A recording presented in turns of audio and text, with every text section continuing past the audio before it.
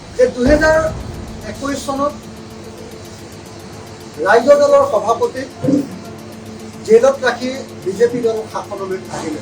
যদিহে ৰাইজৰ দলৰ সভাপতি বাহিৰত থাকিলেহেঁতেন নিশ্চিতভাৱে বিজেপি দলে চৰকাৰ গঠন কৰিব নোৱাৰিলেহেঁতেন। আমাৰ আন্দোলন ৰাজপথৰ পৰা গৈ খেলপথাৰত আবদ্ধ কৰি পেলোৱা হ'ল।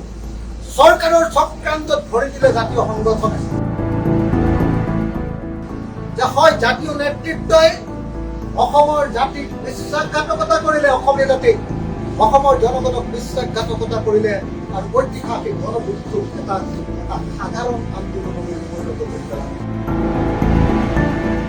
ফুটা থকা বৰ্তমানৰ মুখ্যমন্ত্ৰীজনৰ ওপৰতো তদন্ত হ'ব লাগে। আৰু এতিয়া যি 1 লাখ চাকৰি দিম বুলি কৈছে, এই 1 লাখ চাকৰিৰ এটাও চাকৰি যদি কেলেংকাৰী হয়, এইবাৰ কিন্তু মই কেৱল আন্দোলনত নাই, এইবাৰ কেৱল ৰাজনৈতিক দলত নাই, এইবাৰ বিধানসভাৰ ভিতৰতো আছো, এইবাৰ কিন্তু কাকো শাস্তি দিবলৈ দিয়া নহ'ব।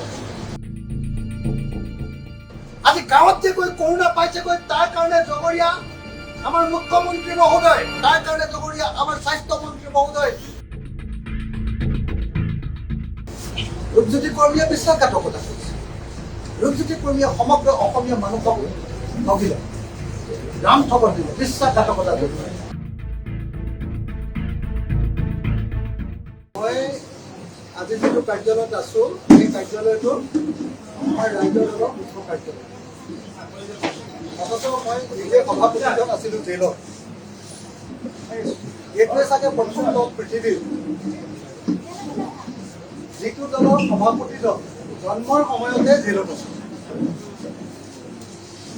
গতিকে যিটোক আৰু ইংৰাজীত কয় পাৰ্টি উইথ এ ডিফাৰেঞ্চ বুলি যিটো কয়, এটা ব্যতিক্ৰমী পাৰ্টি, এটা বেলেগ ধৰণৰ দল, এই দলটো এখন ৰাইজৰ দল। আজি ৰাইজৰ দলৰ কাৰ্যালয়ত বহি মই প্ৰথমখন সংবাদমেলত প্ৰথমতে এটা কথা ঘোষণা কৰিব খুজিছো যে 2021 চনত ৰাইজৰ দলৰ সভাপতিক জেলত ৰাখি বিজেপি দল শাসনলৈ আহিলে। যদিহে ৰাইজৰ দলৰ সভাপতি বাহিৰত থাকিলেহেঁতেন নিশ্চিতভাৱে বিজেপি দলে চৰকাৰ গঠন কৰিব নোৱাৰিলেহেঁতেন।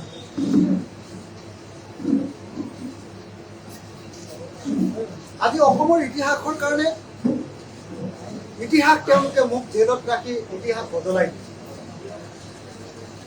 আজি ইতিহাস নতুন ধৰণে ৰচিত হ'লহেঁতেন। অসমৰ মানুহে সাম্প্ৰদায়িক আৰু ফেচিবাদী বিজেপি দলক বিদায় দিলেহেঁতেন। আজি অসমৰ মানুহ বিজেপিৰ দলক বিদায় দিবৰ কাৰণে উন্মুখ হৈ পৰিছিল। কা বিৰোধী আন্দোলন অসমৰ ইতিহাসৰ আটাইতকৈ ডাঙৰ আন্দোলন। বহুতে অসম আন্দোলনৰ কথা কয়, কিন্তু মই ভাবো যে সৰ্বস্তৰৰ জনগণে অংশগ্ৰহণ কৰা আন্দোলন হিচাপত জাতি, ধৰ্ম, বৰ্ণ, ভাষা সকলো জাতি জনগোষ্ঠীৰ মানুহে অংশগ্ৰহণ কৰা হিচাপত সকলো শ্ৰেণীৰ মানুহে, ধনীৰ পৰা দুখীয়ালৈকে সকলোৱে অংশগ্ৰহণ কৰা আন্দোলন হিচাপত অসমৰ ইতিহাসৰ সৰ্বকালৰ সৰ্ববৃহৎ আন্দোলনটোৰ নামে হ'ল কা বিৰোধী আন্দোলন বা কেব বিৰোধী আন্দোলন। সেই যি ঐতিহাসিক কা বিৰোধী আন্দোলন, সেই আন্দোলন কেৱল গুলি চলাই বন্ধ কৰা নাই। সেই আন্দোলন মোক কেৱল জেলত দি আমাৰ কৃষক মুক্তি সংগ্ৰাম সমিতি আৰু ৭০ সংগঠনৰ নেতৃবৰ্গক গৃহবন্দী কৰি কেৱল বন্ধ কৰি ৰখা নাই, সেই আন্দোলন স্তব্ধ কৰি দিয়া নাই, লগতে অসমৰ এক বিশাল অংশৰ জাতীয় সংগঠনক চৰকাৰৰ ফাললৈ নি চৰকাৰে মতাদৰ্শগতভাৱে আমাৰ নিচিনা আপোচবিহীন আন্দোলনৰ বিপক্ষে খাৰা কৰি কা বিৰোধী আন্দোলনটোক ধ্বংস কৰি পেলালে। মোৰ আফচোচ এইটোৱে যে চৰকাৰৰ যদি সাহস আছিলে আমাক বাহিৰত থাকি কা বিৰোধী আন্দোলন বন্ধ কৰিব লাগিছিল। মোৰ আফচোচ এইটোৱে যে অসমৰ ইতিহাসৰ আটাইতকৈ সৰ্ববৃহৎ যি আন্দোলন, যি আন্দোলনে হয়তো সমগ্ৰ অসমীয়া জাতিৰ ভাগ্য বদলাই দিলেহেঁতেন, যি আন্দোলনে হয়তো বিজেপিৰ চৰকাৰখন উফুৰাই পেলালেহেঁতেন, সেই আন্দোলনক তেওঁলোকে বিভিন্ন ধৰণৰ ষড়যন্ত্ৰে বন্ধ কৰি পেলালে। বহুতে মোক সোধে যে যোৰহাটৰ পাছত আপোনাৰ নেক্সট ষ্টেপ কি আছিলে?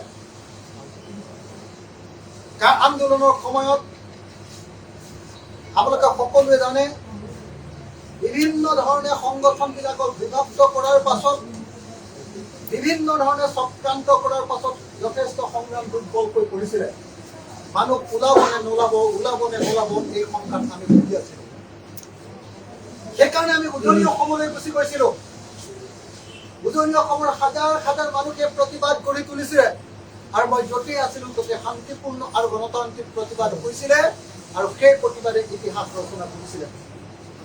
এয়া ডিব্ৰুগড়ে হওক, এয়া শিৱসাগৰে হওক, এয়া যোৰহাটে হওক, যিটো ঠাইত মই আছিলো তাত কেতিয়াও কোনো অশান্তি ঘটিবলৈ পোৱা নাছিলে। কিন্তু দেখিছিলো ডিব্ৰুগড়ৰ পৰা যেতিয়া ঘৰলৈ যোৰহাটলৈ আহি আছিলো, প্ৰত্যেকটো ঠাইতে মানুহে নিজৰ নিজৰ ঘৰৰ সন্মুখত সম্পূৰ্ণৰূপে জনজীৱন স্তব্ধ কৰি দিছে। পৃথিৱীৰ ইতিহাসত এনেকুৱা আন্দোলন পোৱা নাই বুলি মই ভাবো। ফৰাচী বিপ্লৱো এনেকুৱা হৈছিলে নে নাই মোৰ সন্দেহ আছে। মই যিটো চকুৰে দেখিছো এনেকুৱা সৰ্বস্তৰৰ জনগণে সৰ্বাত্মক প্ৰতিৰোধ আন্দোলন গঢ়ি তোলাৰ ঘটনা এইটোৱে ইতিহাসৰ প্ৰথম ঘটনা আছিলে বুলি মোৰ গোটেই পৃথিৱীতে এনেকুৱা একো প্ৰথম ঘটনা আছিলে যেন অনুমান কৰে। এনেকুৱা লাগে যে অক্টোবৰ বিপ্লৱো চাগে এনেকুৱা নাছিলে, ফৰাচী বিপ্লৱো কিজানি এনেকুৱা নাছিলে। অসমীয়া জাতিয়ে যি ঐতিহাসিক গণবিপ্লৱ যিয়ে নাম নিদিও লাগিলে বা গণ আন্দোলন যিয়ে নাম নিদিও লাগিলে, যে কা আন্দোলন গঢ়ি তুলিছিলে, সেই আন্দোলন অসমৰ ইতিহাসৰ সৰ্ববৃহৎ আৰু আটাইতকৈ উল্লেখযোগ্য আন্দোলন। আৰু আটাইতকৈ উল্লেখযোগ্য এইকাৰণে আৰু এটা ক্ষেত্ৰত যে ই হিন্দু মুছলমান সকলোকে ঐক্যবদ্ধ কৰি পেলাইছিলে, খ্ৰীষ্টান জৈন বৌদ্ধ শিখ সকলোকে ঐক্যবদ্ধ কৰি পেলাইছিলে। ইয়াত জাতি বিভেদ নাছিলে, ইয়াত ধৰ্ম বিভেদ নাছিলে, ইয়াত আনকি শ্ৰেণী বিভেদ নাছিলে, এই শ্ৰেণী সংগ্ৰামো নাছিলে। ই সমগ্ৰ অসমীয়া জাতিৰ ঐক্যবদ্ধ সংগ্ৰাম আছিল। মোৰ পৰিকল্পনা বা কৃষক মুক্তিৰ সংগ্ৰাম সমিতিৰ পৰিকল্পনা, প্ৰথমতে মই যেতিয়া চাবুৱালৈ গৈছিলো, তিনিচুকীয়ালৈ গৈছিলো, পানীতোলালৈ, তেতিয়া আমাৰ প্লেন আছিলে যে আমি 10 তাৰিখৰ দিনটোৰ পৰা 10 ডিচেম্বৰ তাৰিখৰ পৰা সন্ধিয়াৰ পৰা পদযাত্ৰা কৰিছো। কিন্তু যেতিয়া লাখ লাখ মানুহ ৰাজপথলৈ ওলাই আহিলে, তেতিয়া সিদ্ধান্ত লৈছিলো, কি সিদ্ধান্ত লৈছিলো? প্ৰথমতে ডিব্ৰুগড় যাম, ডিব্ৰুগড়ৰ পাছত শিৱসাগৰ যাম, আহি আছিলো।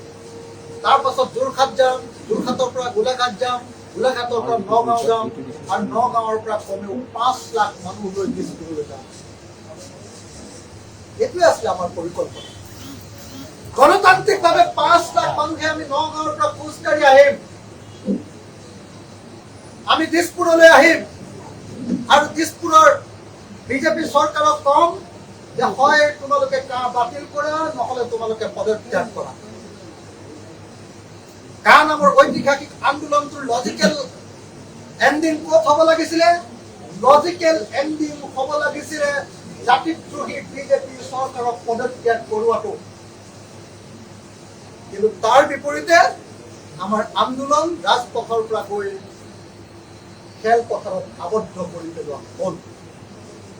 চৰকাৰৰ চক্ৰান্তত ভৰি দিলে জাতীয় সংগঠনে, চৰকাৰৰ চক্ৰান্তত ভৰি দিলে বৃহৎ বৃহৎ জাতীয় নেতৃবৰ্গই, ডাঙৰ ডাঙৰ আমাৰ নেতাবিলাকে চৰকাৰৰ ষড়যন্ত্ৰত ভৰি দিলে। দুটা কাৰণত এই ঘটনা ঘটিছে। প্ৰথম কাৰণ, তেওঁলোকে ভয় খালে। তেওঁলোকে জনগণৰ এই যি স্বতঃস্ফূৰ্ত গণবিদ্ৰোহ, এই গণবিদ্ৰোহৰ নেতৃত্ব ল'বলৈ ভয় খালে। কাৰণ তেওঁলোক কেতিয়াও জেলত গৈ পোৱা নাই। ৩৫ বছৰে আন্দোলন কৰাৰ পাছতো কোনোদিন তেওঁলোকৰ বিৰুদ্ধে এটাও গোচৰ লগা নাই। গতিকে এই আপোচকামী যি জাতীয় নেতৃত্ব, এই আপোচকামী জাতীয় নেতৃত্বই জনগণৰ সেই যি ৰূপ, ব্যাপক জনগণ ৰাজপথলৈ ওলাই অহাৰ যি ৰূপ আছিলে, সেই ৰূপৰ ওচৰত ভয় খাইছিলে আৰু ভয় খাই তেওঁলোকে চৰকাৰৰ লগত এটা পৃথক লাইন খাৰা কৰিছিলে। শ্ৰদ্ধেয় ৰাইজ, মই আৰু এটা কথা আপোনালোকক ক'ব খোজো, মই আকৌ এবাৰ ক'ব খোজো যে হয়, জাতীয় নেতৃত্বই অসমৰ জাতিক বিশ্বাসঘাতকতা কৰিলে, অসমীয়া জাতিক, অসমৰ জনগণক বিশ্বাসঘাতকতা কৰিলে আৰু ঐতিহাসিক গণবিদ্ৰোহ এটা সাধাৰণ আন্দোলনলৈ পৰিণত কৰি পেলালে। মই কোনো জাতীয় নেতৃত্বৰ নাম ল'ব নোখোজো, অসমৰ সকলো মানুহে জানে। কিন্তু এই যি জাতীয় বিশ্বাসঘাতকতা, এই যি ঐতিহাসিক বিশ্বাসঘাতকতা, এই বিশ্বাসঘাতকতাৰ কাৰণে কা আন্দোলন বিফল হ'ল। দ্বিতীয় কাৰণটো হ'ল যে চৰকাৰৰ লগত বুজাবুজিৰ লগতে আন্দোলন কেনেকৈ কৰিব লাগে সেই সম্পৰ্কে প্ৰকৃত প্ৰেক্টিকেল আৰু থিয়ৰিটিকেল আৰু তাত্ত্বিক জ্ঞানৰ অভাৱৰ কাৰণে এটা সাধাৰণ আন্দোলনৰ নিচিনাকে আহৰ নিচিনাকে এটা সাধাৰণ আন্দোলন পৰিণত কৰিব। যেন আমি জোৰ লৈ প্ৰচেছন কৰাটোৱে আটাইতকৈ ডাঙৰ আন্দোলন, যেন খেলপথাৰৰ ভিতৰত এটা গণসমাৱেশ কৰি তাত গান নাচ কৰাটোৱে এটা ডাঙৰ আন্দোলন। অথচ অসমৰ জনগণে তেতিয়া সেই সময়ৰ আটাইতকৈ ডাঙৰ যিটো জাতীয় উৎসৱ, জনগণৰ আটাইতকৈ ডাঙৰ জাতীয় উৎসৱ কি? জনগণৰ আটাইতকৈ ডাঙৰ জাতীয় উৎসৱটোৱে হ'ল জাতীয় মুক্তি সংগ্ৰাম।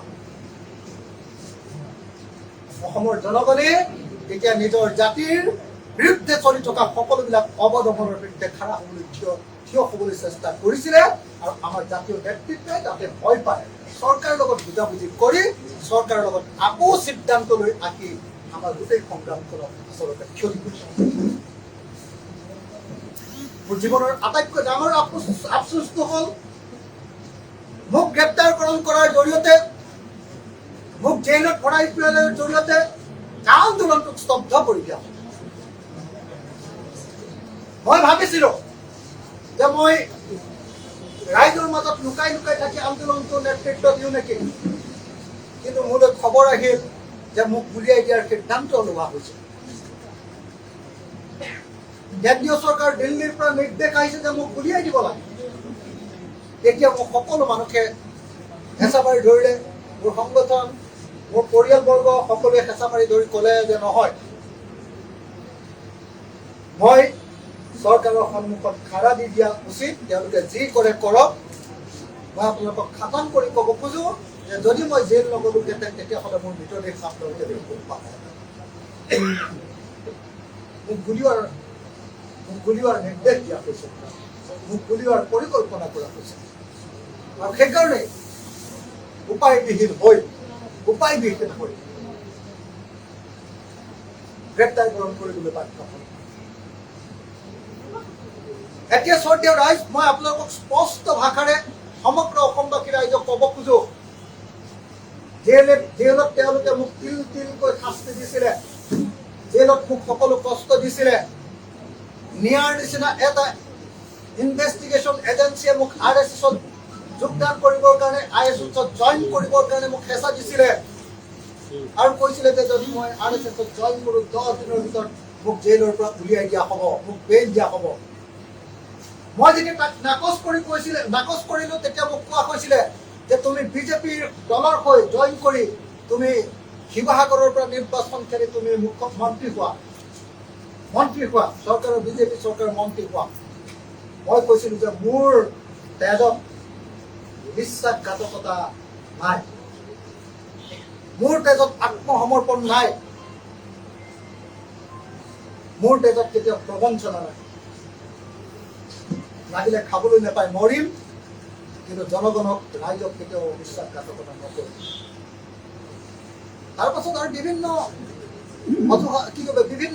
আপোনাৰ এইবিলাক প্ৰলোভন দিছিলে, বিভিন্ন টকা পইচা ধেৰ প্ৰলোভন দিছিলে।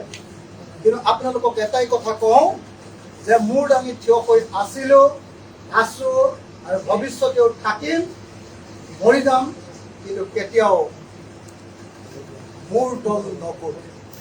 ছিগি যাম কিন্তু বেকা নহয়। এতিয়াও ৰাইজৰ দল এটা সংগ্ৰামী ৰাজনৈতিক দল হিচাপে থাকিম। তাৰ অৰ্থটো এইটো নহয় যে আমি ইনকলাব জিন্দাবাদ কৰি ফুৰিম, কিন্তু কৃষক মুক্তিৰ সংগ্ৰাম সমিতিৰ মঞ্চত মই যি কথা কৈছিলোঁ সেই একেই কথা কিছু পলিচবোৰক আন্দোলনত অলপ টানকৈ পোৱা যায় নহয়, এতিয়া অলপ ঠাণ্ডাকে, কিন্তু বেছি যুক্তিপূৰ্ণ আৰু শানিত যুক্তিৰে সৈতে মই বিধানসভাত উত্থাপন কৰিম, মই বিধানসভাত যুক্তি তৰ্ক কৰিম, আৰু মই বিধানসভা প্ৰত্যেকটো মিছা কথাৰ মুখ খুলি দিম। আজি অসমৰ বিশেষ ৰাজ্যৰ মৰ্যাদা কৰ্তন কৰিলে, সেই সময়ৰ মুখ্যমন্ত্ৰী সৰ্বানন্দ সোণোৱালে ক'লে যে নাই কৰা, হিমন্ত বিশ্ব শৰ্মাই ক'লে যে বিশেষ ৰাজ্যৰ মৰ্যাদাটো কৰ্তন কৰা নাই, বৰং অসমক বেছিকে সুবিধা দিছে। অথচ 2015 চনত অসমৰ বিশেষ ৰাজ্যৰ মৰ্যাদা কৰ্তন কৰিলে নৰেন্দ্ৰ মোদী চৰকাৰে, আৰু মোৰ এটা প্ৰধান কৰ্মসূচী হ'ব অসমৰ বিশেষ ৰাজ্যৰ মৰ্যাদা ঘূৰাই আনিবৰ কাৰণে কেনেকৈ কাম কৰিব পাৰি, সেই পথত আগবাঢ়ি যোৱাটো হ'ব এটা প্ৰধান এজেণ্ডা। কিন্তু তাতকৈ প্ৰথম আৰু প্ৰধান এজেণ্ডাটো হ'ব কা আইনখনক প্ৰতিৰোধ কৰা। অসমত যাতে কা বলবৎ হ'ব নোৱাৰে, অসমত যাতে কা প্ৰয়োগ হ'ব নোৱাৰে, অসমত যাতে কাৰ জৰিয়তে বিদেশীক সংস্থাপিত কৰিব নোৱাৰে, তাৰ কাৰণে সকলো ধৰণৰ প্ৰচেষ্টা কৰিম। আৰু কা বাতিল কৰে আন্দোলনত যদি বিধায়কৰ পদ যায়ো তথাপিও কেতিয়া নকৰিব।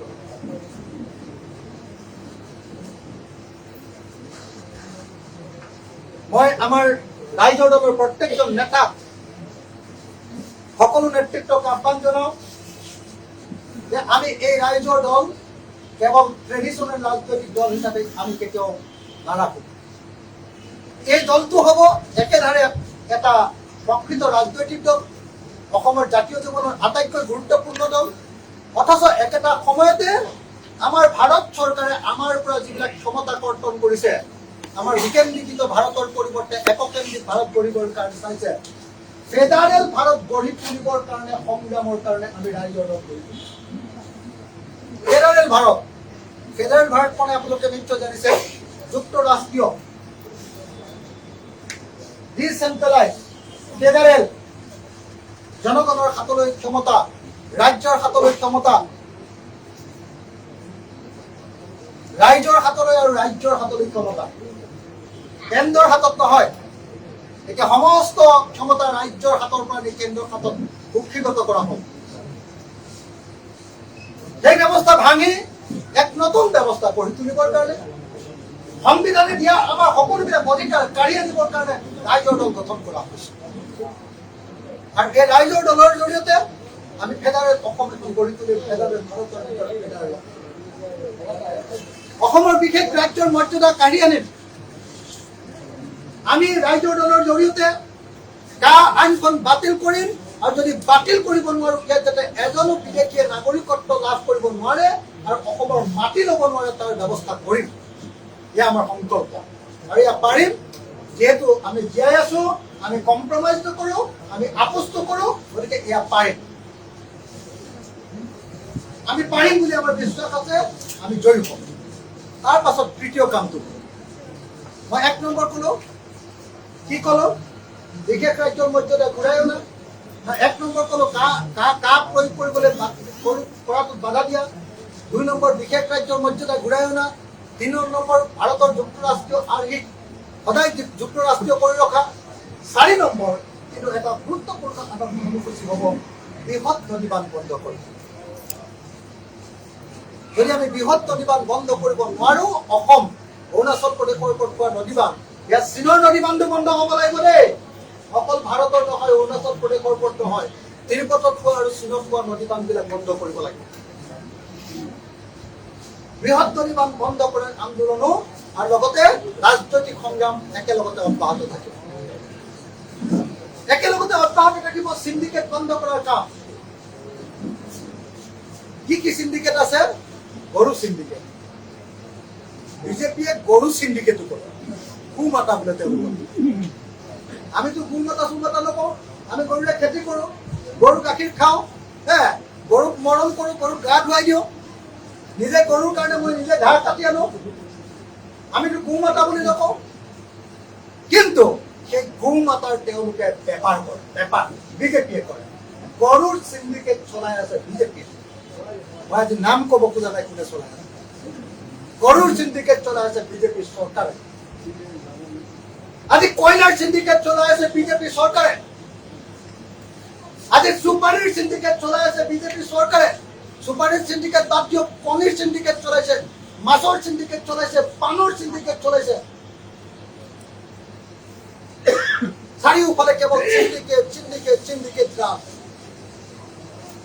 গতিকে মোৰ জীৱনৰ আৰু ৰাইজৰ দলৰ এটা প্ৰধান কথা হ'ব যে চিণ্ডিকেট বন্ধ হ'ব লাগিব, চিণ্ডিকেট বন্ধ হ'ব লাগিব। মইতো বাৰম্বাৰ কৈছিলো জেলৰ পৰা যে APSCৰ কেলেংকাৰী, এই কেলেংকাৰীৰ প্ৰকৃত তদন্ত হোৱা নাই। মই আজি দাবী কৰো যে APSC কেলেংকাৰী যিসকলে তদন্ত কৰিছিলে সেই এডিশ্যনেল SP জন আৰু তেওঁৰ লগত জড়িত যিমান মানে লয়াৰৰ টিমকে ধৰি যিমানবিলাক আছে তেওঁলোকৰ ওপৰতো আচলতে এনকুৱাৰী হ'ব লাগে। মই দাবী কৰিছো APSC কেলেংকাৰী তদন্ত কৰা কি নাম আছিলে সুৰজিত সিং পানেশ্বৰৰ ওপৰতো তদন্ত হ'ব লাগে। আৰু APSC তদন্তত বাধা প্ৰদান কৰা প্ৰাক্তন মুখ্যমন্ত্ৰী সৰ্বানন্দ সোণোৱালৰ ওপৰতো তদন্ত হ'ব লাগে। আৰু তদন্ত হ'ব লাগে APSC কেলেংকাৰীত কুটা থকা বৰ্তমানৰ মুখ্যমন্ত্ৰীজনৰ ওপৰতো তদন্ত হ'ব লাগে। তেতিয়াতো মোক কোনে কোনে কৈছিলে APSCৰ কেলেংকাৰীৰ লগত জড়িত মানুহে কৈছিলে যে কাৰ কাৰ কুটা আছে। গতিকে APSC কেলেংকাৰীৰ তদন্ত আকৌ এবাৰ হ'ব লাগে। মই আকৌ এবাৰ কৈছো যে APSC কিন্তু তদন্ত কৰিলে যদি এতিয়াও APSC কিন্তু কোনো পৰ্যায়ত স্বচ্ছ হোৱা নাই। লাষ্টৰ যিটো APSC পৰীক্ষা সেই পৰীক্ষাটোৰ প্ৰিলিমিনাৰী পৰীক্ষাটোৰ 4বাৰ ৰিজাল্ট দিবলগীয়া হৈছে। এটা APSCৰ পৰীক্ষাৰ 4বাৰ ৰিজাল্ট দিবলগীয়া হৈছে কোৰ্টৰ নিৰ্দেশত। তাৰ পাছত এতিয়া বিজেপি চৰকাৰে কয় যে নহয় আমি স্বচ্ছ আৰু নিকা চৰকাৰ চলাইছো। বিজেপি চৰকাৰৰ দিনত প্ৰত্যেকটো পৰীক্ষা, প্ৰত্যেকটো মানে নিযুক্তিৰ পৰীক্ষা, সেইটো পঞ্চায়ত বা গ্ৰাম উন্নয়ন হওক, সেইটো জলসিঞ্চন হওক, সেইটো আপোনাৰ বিজুলী বিভাগ হওক, ACB হওক, প্ৰত্যেকটো পৰীক্ষাই কেলেংকাৰী। আপুনি এবাৰ খবৰ লওক, আমাৰ গাঁৱত যিবিলাক ল'ৰাই দৌৰি দৌৰি পুলিচৰ চাকৰি দিবলৈ লৈছিলে, ৰাতিপুৱা শুই উঠি 4টা বজাত দৌৰা অসমৰ প্ৰত্যেকজন যুৱকক সুধি চাওক কেনেকৈ বিজেপিয়ে তেওঁলোকক ঠগন দিলে, ৰাম ঠগন দিলে। আৰু এতিয়া যি 1 লাখ চাকৰি দিম বুলি কৈছে, এই 1 লাখ চাকৰিৰ এটাও চাকৰিত যদি কেলেংকাৰী হয়, এইবাৰ কিন্তু মই কেৱল আন্দোলনত নাই, এইবাৰ কেৱল ৰাজনৈতিক দলত নাই, এইবাৰ বিধানসভাৰ ভিতৰতো আছো, এইবাৰ কিন্তু কাকো শান্তি দিবলৈ দিয়া নহ'ব। এই কথাটো স্পষ্ট ৰূপত কৈছে। টুলগেটবিলাক আৰম্ভ হৈছে, টুলগেটবিলাক পৰ্যায়ক্ৰমে লাহে লাহে, এইটো মই লাহে লাহে কৰিম খালি হা, পৰ্যায়ক্ৰমে লাহে লাহে বন্ধ কৰিবৰ কাৰণে লাহে লাহে কাম কৰিম, আইনগতভাৱে কাম কৰিম, গণতান্ত্ৰিকভাৱে কাম কৰিম, লাহে লাহে টুলগেটবিলাক বন্ধ কৰিবৰ কাৰণে পৰ্যায়ক্ৰমে আগবাঢ়ি যাম। শেষত আটাইতকৈ গুৰুত্বপূৰ্ণ যিটো কথা কৈ মই মোৰ বক্তব্য সামৰি মাৰিম। মই অসমৰ সকলো সংবাদ মাধ্যমক এটাই অনুৰোধ জনাইছো, আপোনালোকে বাকী কথা কি উলিয়াই নুলিয়াই নাজানো, মোৰ এই কথাটো প্ৰচাৰ কৰক। কি কথা? লকডাউন আৰু কৰোনা মহামাৰীয়ে অসমৰ প্ৰত্যেকটো পৰিয়ালৰ অৰ্থনীতি ভাঙি চিঙি পেলালে। সেয়া হাজিৰা কৰা মানুহে হওক বা সেয়া অসমৰ আটাইতকৈ ডাঙৰ ইণ্ডাষ্ট্ৰিয়েলিষ্টজনে হওক, উদ্যোগীজনে হওক, সেয়া ফুটপাথৰ পাচলি ব্যৱসায় কৰা মানুহজনে হওক, বেপাৰ কৰা মানুহজনে হওক, বা অসমৰ আটাইতকৈ ডাঙৰ ব্যৱসায় কৰা, অসমৰ বিদেশৰ লগত ব্যৱসায় কৰা ব্যৱসায়ীজনে হওক, অসমৰ প্ৰত্যেকজন মানুহৰ অৰ্থনৈতিক ৰাজহাড় ভাঙি পেলোৱা হ'ল। কি কাৰণে ভাগি কৰিলে? কৰোনা মহামাৰীক সঠিকভাৱে মেনেজ কৰিব নোৱাৰাৰ কাৰণে সঠিকভাৱে মানে তাক কৰোণা মহামাৰী প্ৰতিৰোধ কৰিব নোৱাৰাৰ কাৰণে অপৰিকল্পিতভাৱে কৰাৰ কাৰণে আৰু অকস্মাত আৰু অপৰিকল্পিত লকডাউনৰ কাৰণে হয় আজি কৰোণা মহামাৰী আৰু লকডাউনৰ যিমান ক্ষতি হৈছে তাৰ কাৰণে জগৰীয়া নৰেন্দ্ৰ মোদী আৰু তাৰ কাৰণে জগৰীয়া অসম চৰকাৰ হয় কৰোণা মহামাৰী নিয়ন্ত্ৰণ কৰাত অসমৰ স্বাস্থ্য বিভাগ আৰু অসম চৰকাৰ বিফল হৈছে মই নিৰ্দ্বিধাই কওঁ অসমৰ কোনো মানুহে ক'বলৈ সাহস কৰা নাই কাৰণ অসমত এতিয়া গণতন্ত্ৰ নাই অসমত এতিয়া স্বৈৰতন্ত্ৰ আছে অসমৰ সংবাদ মাধ্যমে এতিয়া কথা ক'ব নোৱাৰে এতিয়া অসমৰ সংবাদ মাধ্যমকো সোপা মাৰি ধৰা হৈছে অসমৰ সংবাদ মাধ্যমৰ এটা স্বতন্ত্ৰতা নাই সেইকাৰণে কথা ক'ব পৰা নাই কিন্তু এইটো কথা খাটাং যে অসমত কৰোণাৰ এই কালৰো আৰে বম্বেত কৰোণা হৈছে বেলেগ কথা এইখন হ'ল ভাৰতৰ ইণ্ডাষ্ট্ৰিয়েল কেপিটেল দিল্লীত কৰোণা হৈছে বেলেগ কথা কাৰণ সেইখন হ'ল ভাৰতবৰ্ষৰ পলিটিকেল কেপিটেল আমি উত্তৰ পূৰ্বাঞ্চল দিল্লীৰ পৰা পেৰিফেৰিত থকা ইমান দূৰত থকা এটা অঞ্চল ইমান কৰোণা বেমাৰ হোৱাৰ কোনো প্ৰশ্নই উঠিব নোৱাৰে আজি গাঁৱত যে গৈ কৰোণা পাইছেগৈ তাৰ কাৰণে জগৰীয়া আমাৰ মুখ্যমন্ত্ৰী মহোদয় তাৰ কাৰণে জগৰীয়া আমাৰ স্বাস্থ্য মন্ত্ৰী মহোদয় আমাৰ তাৰ কাৰণে জগৰীয়া নৰেন্দ্ৰ মোদী মহোদয় তেওঁলোকৰ বিফলতাৰ কাৰণে আৰু তেওঁলোকৰ স্বাৰ্থপৰতাৰ কাৰণে ক্ষমতা লিপ্সাৰ কাৰণে তেওঁলোকে নিৰ্বাচন পতাৰ কাৰণে আজি এনেকুৱা ধৰণে কৰোণা মহামাৰী বিয়পি গৈছে গাঁৱত কৰোণা মহামাৰী এনেকুৱা এটা ভয়ানক ঘটনা হৈছে সেইকাৰণে এই মুহূৰ্তত মোৰ দাবীটো হ'ল অসমৰ প্ৰত্যেকজন কেব চালকক ক্ষতিপূৰণ দিব লাগিব চৰকাৰে অসমৰ প্ৰত্যেকজন অটো চালকক ক্ষতিপূৰণ দিব লাগিব মই অনুৰোধ কৰি সাংবাদিকসকলক অনুৰোধ কৰি মই মিডিয়া হাউচৰ মালিকসকলক অনুৰোধ কৰি প্ৰধান সম্পাদক আৰু সম্পাদকসকলক অনুৰোধ কৰি মোৰ একো কথা উলিয়াব নালাগে কিন্তু কৰোণা মহামাৰী আৰু লকডাউনৰ এই কথাকেইটা উলিয়াবলৈ আপোনালোকে সাহস কৰক আপোনালোকে উলিয়াওক কি কথা যে কৰোণা মহামাৰী অসমত বিয়পি পৰাৰ কাৰণে জগৰীয়া হ'ল এই বিজেপি চৰকাৰ কেন্দ্ৰ আৰু ৰাজ্যৰ বিজেপি চৰকাৰ 1 নম্বৰ 2 নম্বৰ আজি কৰোণা মহামাৰীত অসমৰ অৰ্থনীতি ভাগি চাগি যোৱাৰ কাৰণে জগৰীয়া বিজেপি চৰকাৰৰ অপৰিকল্পিত লকডাউন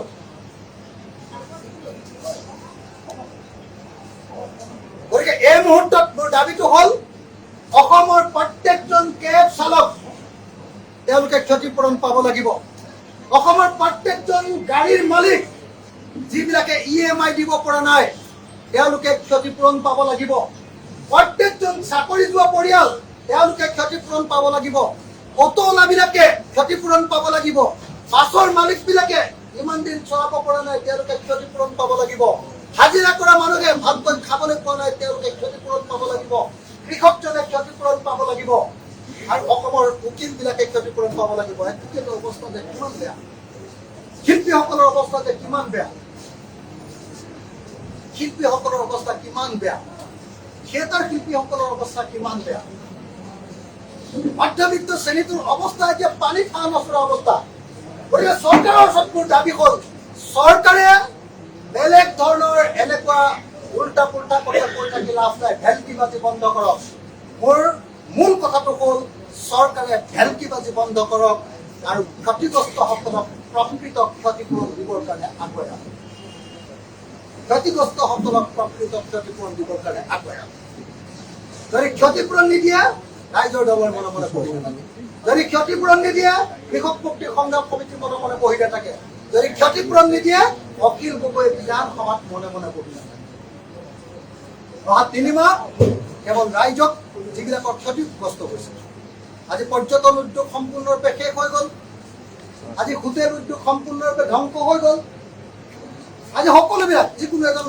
নিবনুৱা যুৱক যুৱতীৰ খোজত ব্যৱসায় কৰি খোৱা মানুহ সৰু সৰু কোম্পানীবিলাকত কাম কৰা মানুহ সকলোবিলাকৰ কেনেকুৱা দুৰৱস্থা সকলোৱে জানে অথচ চৰকাৰে তেওঁলোকৰ কাৰণে একোকে কৰা নাই চৰকাৰক দাবী উত্থাপন কৰিছো এয়া মোৰ প্ৰথম আৰু প্ৰধান দাবী জেলৰ পৰা ওলাই এই প্ৰথম আৰু প্ৰধান দাবী যে অসম চৰকাৰ আৰু ভাৰত চৰকাৰে কোভিড মহামাৰী আৰু লকডাউনৰ ক্ষতিগ্ৰস্ত প্ৰত্যেকজন ব্যক্তিকে ক্ষতিপূৰণ দিব লাগিব অহা 3 মাহ মই এইটো কামৰ কাৰণে লাগিব আৰু বেছি কথা নকওঁ আপোনালোকৰ যদি কিবা প্ৰশ্ন আছে সুধিব পাৰে যদি নাই তেতিয়াহ'লে মই ৰাইজৰ লগত কথা পাতিম। উপনিৰ্বাচন আহি আছে, এই সন্দৰ্ভত আমাৰ ৰাইজৰ দলৰ এতিয়া প্ৰথম কাম হ'ব, মই যিসকলে টিভি চাই আছে বা যিসকলে সংবাদ চাব, মই সকলোকে ৰাইজৰ দলৰ প্ৰত্যেকজন কৰ্মীক জনাব কৈছোঁ, আজিৰ পৰা ৰাইজৰ দলৰ আচল ৰাজনীতি আৰম্ভ হ'ব। আজিৰ পৰা প্ৰত্যেকে নিজৰ ঘৰে ঘৰে, নিজৰ গাঁৱে গাঁৱে, নিজৰ বুথত, নিজৰ আঞ্চলিকত, নিজৰ জিলাত, নিজৰ সমষ্টিত কাম কৰিবলৈ আৰম্ভ কৰক। কাইলৈৰ পৰা নটিচ যাব কোনে কি কাম কৰিব লাগে।